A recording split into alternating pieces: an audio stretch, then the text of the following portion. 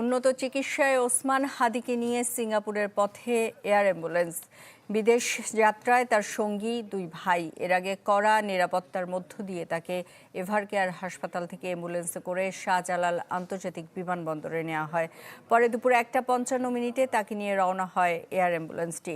হাদির পরিবার জানায় তার সাথে সিঙ্গাপুর যাচ্ছেন আমিনুল হাসান ফয়সাল, যিনি হাদির রাজনৈতিক সহযোদ্ধা, ও ভাই ওমর বিন হাদি। গত শুক্রবার রাজধানীর পল্টনে দুর্বৃত্তর গুলিতে গুরুতর আহত হন ঢাকা ৮ আসনের সম্ভাব্য স্বতন্ত্র প্রার্থী শরীফ ওসমান হাদি।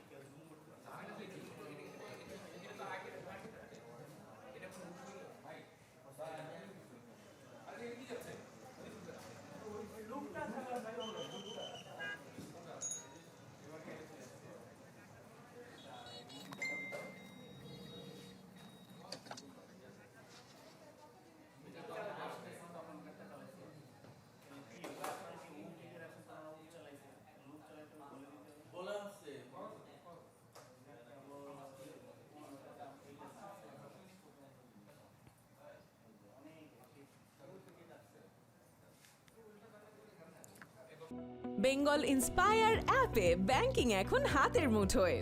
ঘরে বসেই 24/7 ব্যাংকিং সেবা পেতে ইনস্টল করুন এখনই। শাহজালাল বিমানবন্দর থেকে এ বিষয়ে আরও জানাতে আমাদের সাথে যোগ দিচ্ছে হিরণ খান। হিরণ, মাত্রই তো এয়ার অ্যাম্বুলেন্সটি গেল, আপনার কাছে আর কি তথ্য আছে জানাবেন।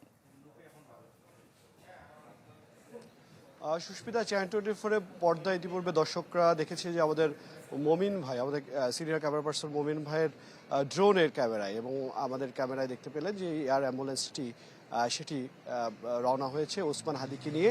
এবং ওসমান হাদিকে আমরা যতটুকু এখন পর্যন্ত জানতে পেরেছি যে এই এয়ার অ্যাম্বুলেন্সে সব ধরনের প্রস্তুতি রয়েছে, যেই প্রস্তুতিতে আসলে সে সুস্থ যে অবস্থায় রয়েছে সে অবস্থায় সিঙ্গাপুর যেয়ে পৌঁছায়। এবং আপনি জানেন যে ইতিপূর্বে ডাক্তাররা বলেছেন যে তার মস্তিষ্ক ফুলে গেছে, মস্তিষ্কে রক্তচাপ বৃদ্ধি পেয়েছে, হার্টবিট বেড়ে গেছে, যার কারণে তাকে খুব দ্রুত আসলে এই সিঙ্গাপুরে নিয়ে যাওয়া হলো এয়ার অ্যাম্বুলেন্স 2AMBOর মাধ্যমে।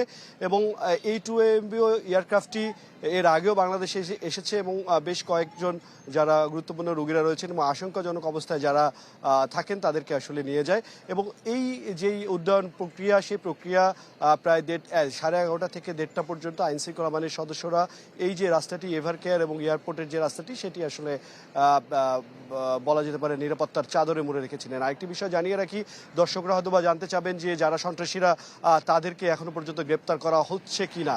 এখন পর্যন্ত যে তথ্য আমরা পেয়েছি, মূলত র্যাপিড অ্যাকশন ব্যাটালিয়নের র্যাব 2জনকে এবং গতকালকে 3জনকে, মোট 5জনকে গ্রেপ্তার করেছেন এই ঘটনায়। এবং এই ঘটনায় যে মোটরসাইকেলে করে সন্ত্রাসীরা গুলি করেছে সেই মোটরসাইকেলের মালিককে গ্রেপ্তার করেছে, হান্নানকে। এবং তিনি আদালতে বলেছেন যে সেই মোটরসাইকেলে তিনি বিক্রি করে দিয়েছেন, এমন তথ্য কিন্তু তিনি দিয়েছেন।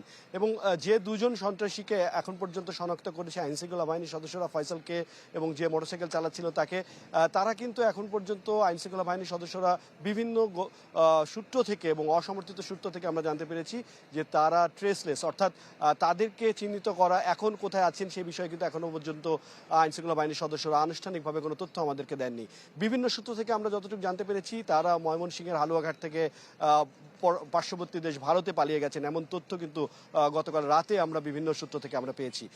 এখন পর্যন্ত আইনশৃঙ্খলা বাহিনীর সদস্যরা শুধুমাত্র যারা গুলি করেছেন, আমরা জানি যারা কন্ট্যাক্ট কিলার তারা এই ধরনের ঘটনা ঘটান, তবে এর পিছনের কুশীলব কারা এবং এটি রাজনৈতিক নাকি ব্যক্তিগত ইস্যু, সব বিষয় আসলে আইনশৃঙ্খলা বাহিনীর সদস্যরা এবং গোয়েন্দারা নজরদারিতে রেখেছেন এবং সব বিষয় তদন্ত করছেন তারা। এই ছিল এখান থেকে সর্বশেষ। সুস্মিতা। হিরণ, আপনাকে ধন্যবাদ। হযরত শাহজালাল আন্তর্জাতিক বিমানবন্দর থেকে আমাদের সাথে যুক্ত হয়েছিলেন হিরণ খান। এবারে চলে যেতে চাই এভারকেয়ার হাসপাতালে, সেখানে আছেন জিনিয়া কবির সূচনা। সূচনা, ওসমান হাদিকে তো নিয়ে যাওয়া হলো, আপনার কাছে কি তথ্য আছে ডাক্তাররা শেষ মুহূর্তে কোনো ধরনের ব্রিফিং করেছে কিনা, করলে জানাবেন।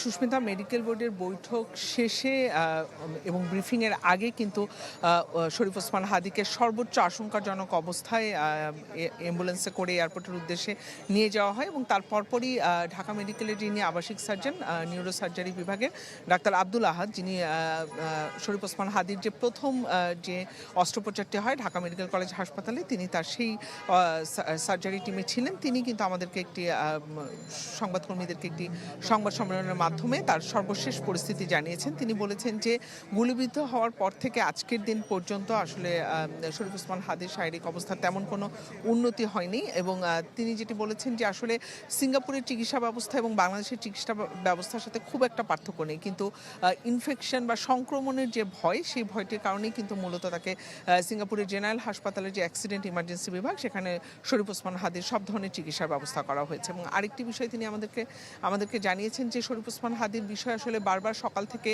বৈঠক চলছিল যে তাকে যে নিয়ে যাওয়া হবে এখান থেকে আইসিইউ অ্যাম্বুলেন্সে এবং তারপর এয়ার অ্যাম্বুলেন্সে, এবং সিঙ্গাপুরের যে দুজনের যে চিকিৎসক টিম তারা এলেই কিন্তু তারপরে তাকে হস্তান্তর করা হয় শরীফ ওসমান হাদিকে, কারণ আসলে এই বিষয়টি খুবই স্পর্শকাতর ছিল যাতে তার কোনো ধরনের শারীরিক অবস্থার অবনতি না হয়। এই যে হস্তান্তর প্রক্রিয়া, এই প্রক্রিয়ার মধ্যে দিয়েও যেন তিনি কোনো ধরনের আরও সংকটাপন্ন তিনি না হয়ে যান, সেই বিষয়টি খেয়াল রাখতেই কিন্তু এত বেশি সতর্ক ছিলেন সব চিকিৎসকরা এবং সর্বোচ্চ চিকিৎসা তাকে এখানে দেওয়া হয়েছে, সব ধরনের ব্যবস্থা নেওয়া হয়েছে। আরেকটি সুখবর দিয়েছেন মেডিকেল বোর্ডের চিকিৎসকদের বরাদ দিয়ে ডাক্তার আব্দুল আহাদ আমাদেরকে জানিয়েছেন যে আসলে তার অন্যান্য অর্গানে কোনো ধরনের সংক্রমণ পাওয়া যায়নি, মস্তিষ্কে ফোলাভাবটা রয়েছে কারণ রক্ত জমাট বেঁধে গিয়েছিল। এবং তিনি আরেকটি কথা জানিয়েছেন যে এটি আপনারা জানেন যে তার চোয়াল থেকে গুলিটি লেগে মস্তিষ্ক দিয়ে যেটি মাথা দিয়ে বের হয়ে যায় এবং সে কারণেই কিন্তু মস্তিষ্কে ছিটে ছিটে রক্ত জমাট বাঁধা যেগুলো রয়েছে সেগুলো রয়ে গেছে সেখানে, সেটি এখনও অপসারণ করা যায়নি অপারেশনের মধ্য দিয়ে। এবং আরেকটি বিষয় হচ্ছে শরীফ ওসমান হাদির ব্রেনে কিন্তু অক্সিজেন পৌঁছাচ্ছে না, এই কারণে পানি বেড়ে যাচ্ছে কিংবা মস্তিষ্কে ফোলা ভাবটা রয়েই যাচ্ছে। এই সব বিষয়ের মধ্যে দিয়েই সর্বোচ্চ আশঙ্কাজনক পরিস্থিতিতেই আসলে সুস্মিতা ওসমান হাদি সিঙ্গাপুরের উদ্দেশ্যে রওনা হলো। সূচনা, আপনাকে ধন্যবাদ।